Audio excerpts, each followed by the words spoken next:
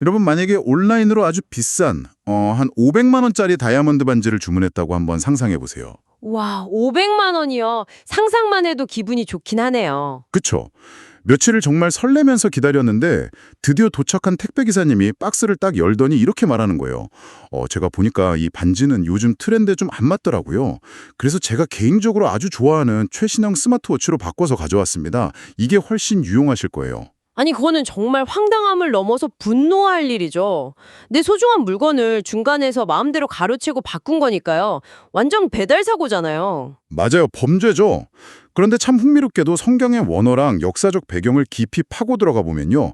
매주 일요일 수많은 교회 강단에서 이와 똑같은 배달 사고가 일어나고 있다는 걸 알게 됩니다. 네, 오늘 우리가 파헤칠 주제가 바로 그거죠. 우리가 너무나 익숙하게 듣고 있는 그 설교라는 단어의 진짜 정의를 완전 근본적인 곳에서부터 다시 점검해 보려는 거잖아요. 네, 맞습니다. 오늘날 우리가 접하는 설교들을 가만히 들어보면 약간 공통된 딜레마가 있어요. 어떤 설교는 시작부터 끝까지 무슨 개그맨 스탠드업 코미디처럼 청중들을 막 웃게 만듭니다. 그런 경우 종종 있죠. 또 어떤 경우는 목사님의 아주 사적인 유학 시절 경험담이나 아니면 최근 개봉한 영화 분석, 무슨 베스트셀러 책 리뷰로 시간이 꽉 차요. 심지어 개인적인 정치 성향을 막 여과 없이 드러내거나 처음에 읽어놓은 성경 본문이랑은 전혀 상관없는 자기계발 강연으로 흘러가는 경우도 수두룩하거든요. 사실 그런 현실이 꽤 뼈아픈 부분입니다. 설교자가 강단에서 이것은 하나님의 말씀입니다 라고 선언을 하는데 과연 하나님도 그 자리에 앉으셔서 내 말씀이 맞군, 내가 한 말이 저기 다 들어있네 하고 동의하실지 의문이 들 때가 참 많아요. 그러니까요. 이게 진짜 성경이 말하는 설교가 맞나 싶은 거죠. 그 현상을 이해하려면 우선 우리가 무의식적으로 쓰고 있는 설교, 그러니까 영어로 서먼이라는 단어의 역사적 배경을 좀 살펴볼 필요가 있습니다. 아, 서먼이요? 그 단어의 기원이 뭔가 특별한가요? 네, 이 서먼이라는 단어는 기원 후 1200년대쯤 중세시대에 등장한 라틴어 세르모에서 파생이 됐어요. 근데 이 라틴어의 원래 뜻이 강론이나 대화 혹은 담화를 의미하거든요. 강론이나 대화요. 뭔가 느낌이 많이 다르네요. 그렇죠. 그러니까 어떤 주제를 가지고 말하는 사람이 자신의 지식이나 수사학적 기교를 막 발휘해서 청중이랑 소통하는 그런 형태를 말하는 겁니다. 오늘날 수많은 설교자들이 청중이랑 소통하고 막 재미있는 예화도 섞고 시사 문제 다루는 게 어쩌면 이 중세적 개념인 서먼에 아주 충실한 결과일지도 모르는 거죠. 아하, 애초에 서먼이라는 단어 자체가 다분히 인간적인 소통이나 강연의 뉘앙스를 담고 있었던 거군요. 그럼 여기서 진짜 성경 원어에서는 이 설교를 도대체 뭐라고 불렀는지가 궁금해지는데요. 네, 그게 아주 중요한 포인트입니다. 제가 이번 딥다이브를 준비하면서 헬라어 원문을 좀 찾아보고 정말 놀랐던 게요. 성경 원문에는 우리가 아는 그 서먼이라는 뉘앙스의 단어가 단 한 번도 안 나오더라고요. 맞습니다. 아예 존재하질 않죠. 대신에 명사로는 케류그마, 그리고 동사로는 케리소라는 약간 낯선 단어가 쓰이고 있었어요. 보통 우리말 성경에서는 뭐 전도, 선포, 전파 이렇게 번역되는 단어들이잖아요. 네, 바로 그 단어들의 기원과 용례를 파악하는 게 오늘 우리 탐구의 진짜 핵심 미션입니다. 이 케르그마라는 단어의 진짜 의미를 추적하다 보면 아주 결정적인 증거를 만나게 되거든요. 오, 결정적인 증거요? 그게 뭔가요? 바로 예수님의 입술에서 직접 나온 단서입니다. 사복음서를 샅샅이 뒤져보면 정말 흥미롭게도 예수님이 직접 이 케르그마라는 단어를 명사용으로 콕 집어서 사용하신 구절이 딱 2번 나옵니다. 아, 딱 2번이요? 네, 마태복음 12장 41절이랑 누가복음 11장 32절인데요. 사실상 같은 사건을 기록한 병행 구절이죠. 그 구절 저도 알아요. 예수님이 당시 사람들에게 경고하시면서 나중에 심판 때에 니느웨 사람들이 나서 이 세대 사람을 정죄할 거다 이렇게 말씀하신 대목이잖아요. 맞습니다. 그 이유가 니느웨 사람들이 요나의 전도, 즉 헬라어 원문으로 요나의 케류그마를 듣고 회개했기 때문이라는 거죠. 아니 근데 잠깐만요. 가만 생각해보면 이거 참 아이러니하지 않나요? 구약 성경에 보면 이사야나 예레미야처럼 엄청난 문학적 소양도 갖추고 방대한 예언을 남긴 진짜 훌륭한 선지자들이 얼마나 많습니까? 그렇죠. 아주 쟁쟁한 선지자들이 많죠. 그런데 예수님이 설교라는 개념을 딱 언급하실 때 그 수많은 위대한 선지자들 다 제쳐두고 왜 하필 요나를 지목하셨을까요? 요나는 막 하나님의 명령이 싫어서 배 타고 정반대로 도망가다가 물고기 뱃속에까지 들어갔다 온 정말 어떻게 보면 되게 불성실한 선지자잖아요. 바로 그 질문이 진리를 여는 열쇠입니다. 요나가 니느웨에서 도대체 뭐라고 설교를 했길래 그걸 설교의 완벽한 표본처럼 언급하셨는지 요나서 3장으로 들어가서 그 정황을 자세히 들여다볼 필요가 있어요. 네, 요나서 3장이요? 요나서 3장 2절을 보면 고대 헬라어 번역본인 70인역 성경에서도 예수님이 쓰신 거랑 똑같은 케류그마라는 단어가 사용된 걸 볼 수 있습니다. 물고기 뱃속에서 억지로 토해진 요나한테 하나님이 두 번째로 나타나셔서 이렇게 명령을 하세요. 네, 뭐라고 하시죠? 일어나 저 큰 성읍 니느웨로 가서 내가 내게 명한 바, 즉 케류그마를 그들에게 성포하라. 동사형인 케리소를 쓰신 거죠. 내가 겪은 그 놀라운 기적을 간증해라 이게 아니라 내가 내게 명한 바를 선포하라 이거였군요. 정확합니다. 그리고 요나가 니느웨에 들어가서 외친 실제 설교 내용을 보면 정말 놀랍도록 짧고 건조해요. 요나서 3장 4절에 기록된 그 설교가 히브리어 원어로는 딱 5단어고요. 우리말 번역으로 쳐도 40일이 지나면 니느웨가 무너지리라. 이게 그냥 전부였습니다. 와, 그게 다라고요? 네, 요나는 그 성읍 사람들이 막 회개하기를 간절히 바라지도 않았어요. 그들을 감동시키려고 자기의 억울한 사연이나 물고기 뱃속에서의 그 생존기를 막 덧붙이지도 않았고요. 사실 이스라엘의 원수였던 니느웨 사람들이 그냥 확 멸망해버리기를 내심 바라고 있었잖아요, 요나는. 그렇죠. 정말 앞뒤가 딱 맞지 않습니까? 요나는 그들한테 친절하게 설명할 마음도 없었고 논리적으로 설득할 의지도 아예 없었던 거예요. 듣고 보니까 그러네요. 그냥 억지로 끌려와서 하나님이 하라고 하신 그 짧은 문장만 기계적으로 툭 내뱉고 지나간 거잖아요. 근데 정말 놀랍게도 그 도시 전체가 죄를 뒤집어쓰고 회개하는 역사상 가장 큰 부흥이 일어났단 말이죠. 바로 여기서 우리가 도출해낼 수 있는 케류그마의 핵심 원리가 나옵니다. 설교의 진짜 능력은 메신저의 열정이나 화려한 언변 혹은 재미있는 예화에서 나오는 게 절대 아니라는 사실이죠. 아, 메신저의 능력이 아니군요. 네, 요나는 자기의 신학적 견해나 사견을 1g도 섞지 않았습니다. 오직 명령권자인 하나님이 명령한 내용을 토시 하나 틀리지 않고 그대로 전달만 한 거예요. 있는 그대로 전달만 했다. 그렇습니다. 설교자, 즉 반포자의 권위는 오직 명령권자의 메시지를 가감없이 원형 그대로 전할 때만 성립한다는 것. 이게 바로 예수님이 콕 집어 지목하신 요나의 설교의 진짜 비밀입니다. 아까 제가 오프닝에서 들었던 그 택배기사 비유가 바로 이 지점이랑 정확하게 연결이 되네요. 성경이 말하는 설교자는 결국 철저한 전달자, 메신저인 거네요. 완벽하게 일치하는 비유입니다. 택배기사가 아무리 친절하고 옷을 막 멋지게 입었다 한들 보낸 사람의 물건을 뜯어서 자기가 좋아하는 물건으로 바꿔넣으면 그건 그냥 범죄잖아요. 박스를 훼손 없이 있는 그대로 수취인에게 안전하게 전달하는 것. 이게 배달기사의 유일무이한 임무인 것처럼 강단에 서는 설교자도 이와 완벽하게 똑같다는 거네요. 네, 그 택배기사 비유가 고대 사회의 케륙스, 즉 전령 시스템을 아주 현대적으로 잘 풀어낸 겁니다. 고대 사회의 전령 시스템이요? 네, 고대 국가에서 케륙스, 즉 반포자나 설교자는 왕이나 통치자의 메시지를 광장에 서서 큰 소리로 외쳐서 전달하는 공식 전령이었어요. 아, 드라마나 영화 보면 어명받아라 하면서 두루마리 쫙 펼쳐서 읽는 그런 사람들 말씀이시죠? 맞습니다.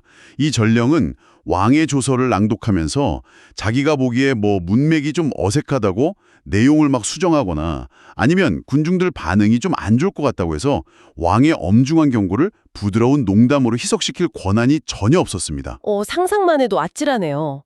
왕의 명령을 전령이 맘대로 바꾼다? 만약에 전령이 왕의 메시지에 개인적인 의간을 덧붙이거나 일부를 누락시킨다면 그건 단순한 실수가 아니라 왕의 권위에 정면으로 도전하는 반역행위로 간주되었거든요. 와, 반역행위 진짜 무거운 책임감이네요. 근데 여기서 약간 이런 의문도 듭니다. 이 철저한 메신저 규칙이라는 게 어쩌면 요나라 아주 특수한 상황이나 고대 시대에만 적용된 케이스는 아닐까요? 그렇게 생각할 수도 있죠. 구약의 다른 예시들을 통해서도 이게 성경 전체를 관통하는 좀 일관된 패턴인지 확인해 보고 싶은데요. 구약과 신약의 다양한 용례들을 쭉 추적해보면요. 이게 단순한 우연이 아니라 매우 견고하고 철저한 영적 패턴이라는 걸 알 수 있습니다. 오, 다른 증거들이 더 있군요. 역사적 흐름을 따라 점들을 한번 이어보죠. 역대하 30.5절을 보면 이 선포하다는 개념이 아주 뚜렷하게 등장합니다. 히스기야 왕이 이스라엘 전역의 유월절을 지키라고 보발군들, 즉 전령들을 보내거든요. 네, 보발군들이요. 이때 보발군들이 반포한 내용은 자신들의 무슨 종교적 감상이 아니었어요. 왕이 명한 여호와의 말씀대로 전한 명령, 그 조서 그대로였습니다. 아, 그러니까 왕의 편지를 절대 뜯어 고치지 않고 그대로 배달한 거군요. 그렇습니다. 또 바벨론 포로기를 다룬 다니엘서 3장에서도 이 패턴은 명확해요.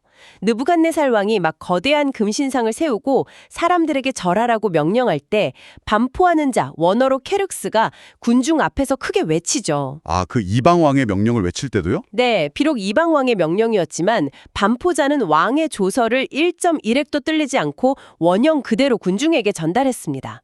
전령이라는 직분의 본질 자체가 원래 그런 거니까요. 아하. 그렇다면 그 본질을 하나님과 선지자의 관계로 그대로 가져와도 똑같다는 거네요.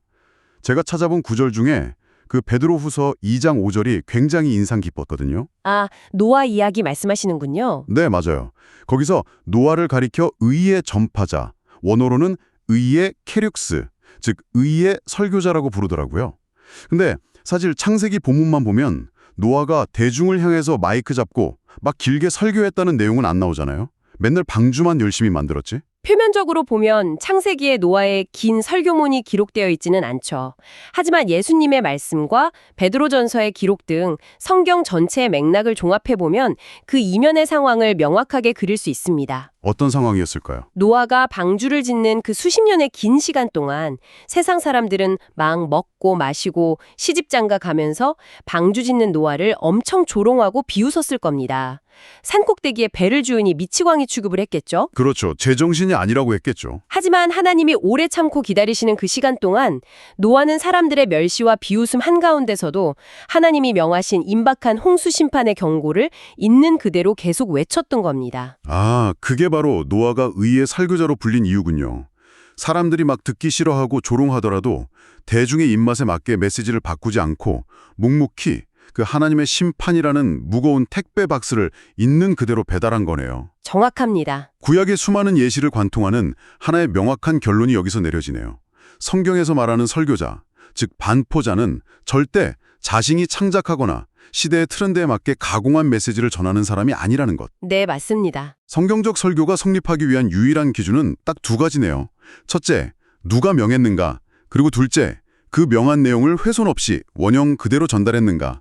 그 두 가지 기준이 바로 캐리고마의 뼈대이자 심장입니다. 누가복음에서 세례 요한이 회개의 세례를 전파할 때도 마찬가지였어요. 그는 철저히 하나님께서 구약의 선지자 이사야를 통해 약속하신 그 말씀만을 선포했습니다. 주의 길을 예비하라는 그 메시지 말입니다. 자, 우리가 구약의 패턴과 설교의 본질적인 원리는 이제 확실히 알았습니다. 왕이나 하나님의 명령을 택배 상자처럼 훼손 없이 그대로 전하는 것. 근데 전문가님, 우리는 지금 신약 시대, 그러니까 은혜의 시대에 살고 있잖아요. 네, 시대가 바뀌었죠. 구약의 선지자들처럼 매일 너희는 멸망한다, 홍수가 난다, 니누에가 무너진다 이렇게 심판만 외칠 수는 없는 노릇이고요. 시대가 바뀌었다면 신약 시대의 택배 기사들이 배달해야 하는 이 상자 안에는 도대체 어떤 내용물이 들어있어야 합는 건가요? 아주 중요한 질문입니다. 그 내용물이 무엇인지 확인하기 위해서 우리는 모든 설교자들의 궁극적인 롤모델이신 예수님의 사역을 먼저 들여다봐야 합니다. 오, 예수님이요? 네, 흔히 사람들은 예수님이 탁월한 비유나 일상적인 소재를 많이 사용하셨기 때문에 현대 설교자들도 뭐 자유롭게 예화를 들고 자기 이야기를 막 해도 된다고 착각을 하거든요. 사실 저도 좀 그렇게 생각했던 것 같아요. 하지만 요한복음 12장 49절에 보면 예수님이 자신의 메시지에 대해서 아주 단호하게 이렇게 선언을 하십니다. 내가 내 자유로 말한 것이 아니요 나를 보내신 아버지께서 나의 말할 것과 이를 것을 친히 명령하여 주셨으니. 와, 이 구절을 이렇게 연결해서 보니까 정말 충격적이네요. 하나님의 본체이시자 아들이신 예수님조차도 이 땅에서 강론하실 때 철저하게 자기 마음대로 자기 사견이나 철학을 말씀하신 게 아니었어요. 네, 철저하게 순종하셨죠. 오직 하늘 아버지께서 명령하신 것, 즉 영생의 말씀만을 있는 그대로 전달하셨다는 거군요. 그러니까 예수님 스스로가 가장 완벽하게 아버지의 말씀을 배달하는 택배 기사, 그 완벽한 메신저의 본을 직접 보여주신 거네요. 바로 그겁니다. 예수님 본인이 그 케르그마 패턴의 완벽한 완성자이셨습니다. 아버지의 말씀을 십자가에서 죽기까지 아주 완벽하게 순종하며 전달하셨죠. 와, 십자가에서 죽기까지요. 그리고 부활하신 후에 승천하시기 직전에 제자들을 모아놓고 이제 그들이 배달해야 할 진짜 박스를 건네주시면서 마지막 명령을 내리십니다. 마가복음 16장 15절이죠. 너희는 온 천하에 다니며 만민에게 복음을 전파하라. 케르소하라. 이 말씀이군요. 네, 맞습니다. 신약 시대의 설교자들이 어깨에 짊어져야 할 상자 안의 유일한 내용물. 그것은 바로 복음입니다. 예수님이 아버지께 받아 완성하신 바로 그 진리 말입니다. 아, 내용물은 무조건 복음 한 가지군요. 네, 신약 성경 전체에서 설교의 내용은 언제나 복음이라는 한 점으로 수렴이 됩니다. 복음서 이후에 등장하는 사도 바울의 서신서들을 주의 깊게 읽어보면 이게 얼마나 치열하게 지켜졌는지 알 수 있어요. 사도 바울이요? 당시 그리스 로마 사회는 수사학이랑 철학이 엄청 고도로 발달한 사회였습니다. 사람들은 화려한 말솜씨랑 논리적인 웅변에 엄청 열광했죠. 맞아요. 그때는 말 잘하는 게 최고의 권력이었으니까요. 바울 본인도 당대 최고의 엘리트 교육을 받은 지식인이었기 때문에 얼마든지 사람들의 입맛에 맞는 화려한 강연을 할 능력이 있었습니다. 하지만 바울은 완전히 다른 길을 선택했잖아요. 고린도전서 1장과 2장을 보면 바울이 자기가 어떻게 설교했는지를 명확하게 고백하는 대목이 나오더라고요. 네, 어떻게 고백하죠? 그는 사람의 지혜나 아름다운 말, 그러니까 당대에 유행하던 화려한 수사학으로 메시지를 포장하지 않았다고 말합니다. 오직 예수 그리스도와 그가 십자가에 못 박히신 것 외에는 아무것도 알지 아니하기로 작정했다. 이렇게 선언하잖아요. 정말 위대한 선언이죠. 자기가 가진 그 모든 세상적 지식과 언변을 다 내려놓고 좀 투박해 보이더라도 오직 십자가라는 그 진리 박스 하나만을 배달하기로 결심을 한 거네요. 바울이 그렇게 결단한 이유가 뭘까요? 바로 성도들의 믿음이 사람의 지혜에 있지 않고 오직 하나님의 능력에 있게 하려 함이었습니다. 아, 사람의 지혜가 아니라 하나님의 능력. 설교자가 자신의 뛰어난 논리나 감동적인 이야기로 사람들을 막 설득하려고 한다면 사람들은 결국 그 설교자의 팬이 될 뿐이에요. 완전 공감 갑니다. 팬덤이 생기죠. 하지만 투박하더라도 십자가에 못 박힌 그리스도라는 그 명예진 복음만을 그대로 전할 때 비로소 성령께서 역사하시고 사람의 영혼이 근본적으로 거듭나는 기적이 일어난다는 걸 바울은 아주 정확하게 알고 있었던 겁니다. 십자가에 못 박힌 예수 그리스도. 바울과 제자들이 평생을 바쳐 훼손하지 않고 배달한 택배의 내용물이 바로 그거였군요. 네, 맞습니다. 그런데요, 전문가님, 여기서 방송을 듣고 계신 청취자 여러분들도 저랑 좀 비슷한 현실적인 고민이 드실 것 같아요. 어떤 고민이시죠? 십자가에 못 박힌 예수님, 그리고 복음, 당연히 기독교의 핵심이고 너무 귀한 진리죠. 하지만 우리 교회의 현실을 한번 생각해 볼까요? 매주 일요일마다 교회에 나오는 성도들한테 혹은 몇 년 동안 신앙생활을 한 사람들한테 매주 똑같은 복음 이야기, 똑같은 십자가 이야기만 하면 사람들이 지루해서 다 떠나지 않을까요? 사실 많은 분들이 그렇게 생각하십니다. 이미 구원받고 예수를 아는 사람들한테 계속 같은 얘기만 반복할 수는 없잖아요.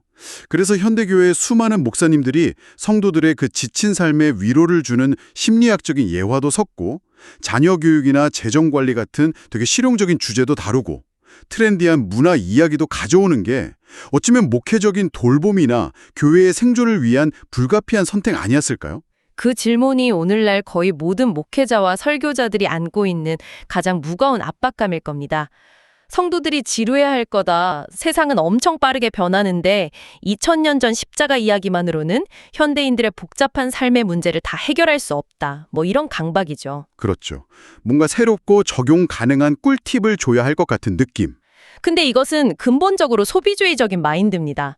새로운 상품이 계속 나와야 소비자가 만족하듯이 교회도 계속해서 새로운 지식적 소비거리를 제공해야 한다는 착각에 빠진 거예요. 아, 지식적 소비거리요. 사도행전의 기록을 보면요. 초대교회는 이 우려에 대해서 현대인들의 뒤통수를 치는 아주 명확하고 뼈아픈 대답을 내놓습니다. 사도행전 5장 42절의 증거를 한번 보시죠. 제가 한번 읽어보겠습니다. 그들이 날마다 성전에 있든지 집에 있든지 예수는 그리스도라고 가르치기와 전도, 즉 프리칭하기를 쉬지 아니하니라. 여기서 우리가 절대 간과해서는 안 될 매우 중요한 단어들이 있습니다. 먼저 날마다입니다.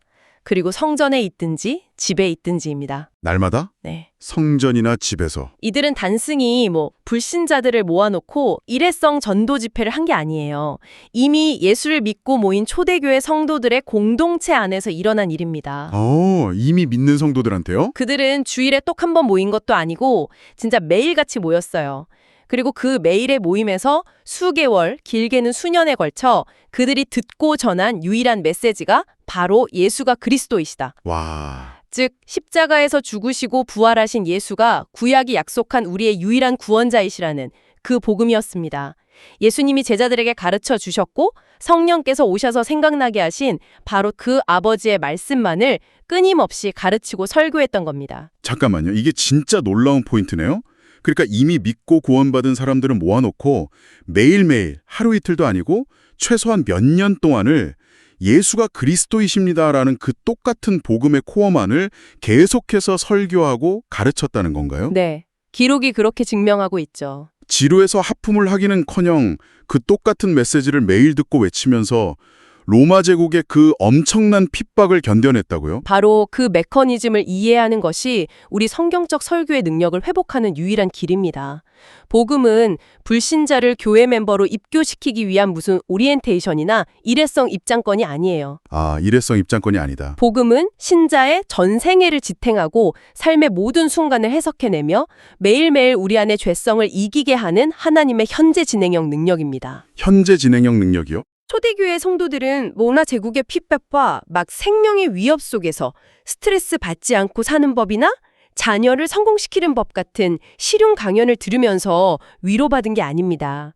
예수가 만물의 주관자이시며 구원자라는 그 거대한 우주적 진리, 그 오리지널 택배 박스 하나만 굳게 붙잡고도 세상을 완전 뒤집어 엎을 만한 영적 생명력을 뿜어냈어요. 그 박스 하나만으로요? 네, 명령권자가 주신 그 복음 자체에 사람의 영혼을 살리고 변화시키는 폭발적인 에너지가 이미 내재해 있었으니까요. 가만 생각해보니까 이거 참 너무 부끄러운 현실이네요.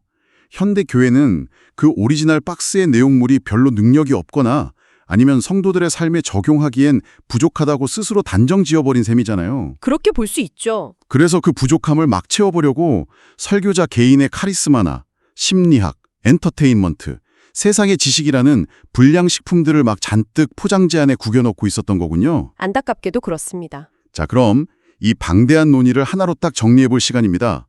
오늘 우리가 추적한 수많은 역사적 배경과 성경의 용례들을 종합해볼 때 성경적 의미의 설교, 즉 캐리그마의 궁극적인 정의는 무엇입니까? 성경이 정의하는 진짜 설교는 명령권자이신 하나님의 말씀, 즉 신약 시대에 와서는 예수가 구약에 약속된 그리스도이시며 살아계신 하나님의 아들이라는 그 진리의 복음을 어떠한 인간적인 첨가나 삭제 없이 있는 그대로 선포하는 것입니다. 있는 그대로 선포하는 것. 네, 메신저는 박스 안의 내용물을 시대의 입맛에 맡겨 바꿀 권한이 전혀 없어요. 오직 아버지께서 아들에게 주셨고 아들이 제자들에게 명하신 그 진리만을 아주 투명하게 배달해야 합니다. 와, 이 결론은 오늘날 무거운 책임감 없이 강단에서는 수많은 설교자들, 그리고 그 설교를 그냥 매주 소비하듯이 앉아서 듣고 있는 우리 모두를 향한 아주 엄중한 경고로 들립니다. 네, 정말 무서운 말씀이죠. 지금 수많은 교회 강단에서 울려 퍼지는 메시지들을 성경의 이 엄격한 기준에 비추어 보면 어떨까요? 설교자들은 과연 명령권자이신 하나님의 그 두려운 임재 앞에서 메신저로서의 경외감을 가지고 임무를 수행하고 있습니까? 각자가 깊이 돌아봐야 할 문제입니다. 아니면 설교라는 아주 거룩한 이름표를 딱 달아놓고 실상은 설교자 개인의 정치적 견해를 관철시키거나 자기 지식을 뽐내거나 단순히 사람들을 웃고 울리면서 즐겁게 하기 위한 영적 엔터테인먼트 쇼를 벌이고 있지는 않습니까? 안타깝지만 우리의 현실이 그런 심각한 배달 사고의 연속이라는 것을 부정하기가 참 어렵습니다. 맞아요. 우리는 지금 우리가 듣고 있는 메시지가 정말 하나님의 말씀인지 아니면 하나님의 말씀을 빙자한 인간의 철학인지 날카롭게 분별해야 하는 아주 중대한 기로에 서 있어요. 우리의 설교가 그리고 교회가 다시 생명력을 얻기 위해서는 아주 철저하게 이 캐리그마의 본질로 돌아가야만 합니다. 이 깊은 탐구를 마무리하면서 오늘 끝까지 함께해 주신 여러분께 제가 직접 말을 좀 건네고 싶습니다. 네, 좋습니다. 여러분이 이번 주 주일에 교회에 가시거나 아니면 인터넷을 통해서 누군가의 설교를 듣게 된다면 아마도 이제는 완전히 새로운 렌즈로 그 30분의 시간을 바라보게 되실 겁니다. 속으로 조용히 이렇게 질문해 보시겠죠. 저 강단에 선 메신저는 지금 시대의 영앞에서 배달사고를 내고 있는가? 아니면 사람들의 반응에 굴하지 않고 보낸 분의 박스를 훼손 없이 있는 그대로 내게 전해주고 있는가? 저 화려한 말들의 향연 속에 십자가에 못 박히고 부활하신 예수 그리스도라는 그 유일한 복음의 내용물이 뚜렷하게 담겨 있는가? 이 모든 논의를 종합하면서 방송을 들으시는 여러분이 이번 일주일 동안 깊이 묵상해 보실 만한 아주 본질적이면서도 도발적인 질문을 하나 던지고 싶습니다. 오, 어떤 질문이죠? 만약 성경적 설교가 설교자의 창작이나 기교가 아니라 철저히 명령받은 메시지의 원형 그대로의 전달에 불과한 것이라면 우리는 도대체 왜 그토록 설교자의 화려한 언변이나 개인적인 카리스마, 그들의 유머 감각과 매력에 열광하고 막 박수를 보내는 걸까요? 찔리네요. 설교자의 언변이 뛰어나고 인간적인 매력이 넘칠수록 오히려 우리는 그 위대한 보내신 분의 목소리에 압도당하기보다는 눈앞에 서 있는 배달기사의 매력에 흠뻑 빠져들어서 정작 박스 안에 진리는 까맣게 잊어버리는 아주 치명적인 위험에 처한 것은 아닐까요? 진정한 설교는 설교자 자신이 철저히 투명해지고 오직 피 묻은 십자가의 메시지만 홀로 빛나게 남아야 하는 것인데 말입니다. 와, 오늘 대화의 방점을 딱 찍는 정말 묵직하고 예리한 통찰입니다. 배달기사의 개인적인 매력이나 친절함에 취해서 내 영혼을 살릴 진짜 중요한 다이아몬드 선물을 확인조차 하지 않은 어리석은 수취인이 되어서는 절대 안 되겠죠. 그렇죠. 내용물이 제일 중요한 거니까요. 지금 듣고 계신 여러분 스스로 이 도발적인 질문에 대해서 깊이 고민해 보시고요. 여러분이 설교를 듣는 태도와 신앙생활의 기준에 아주 의미 있는 지각 변동이 일어나기를 기대합니다. 저희는 다음 딥다이브에서 또 다른 흥미롭고 놀라운 통찰을 가지고 다시 찾아오겠습니다. 오늘 함께해 주셔서 감사합니다.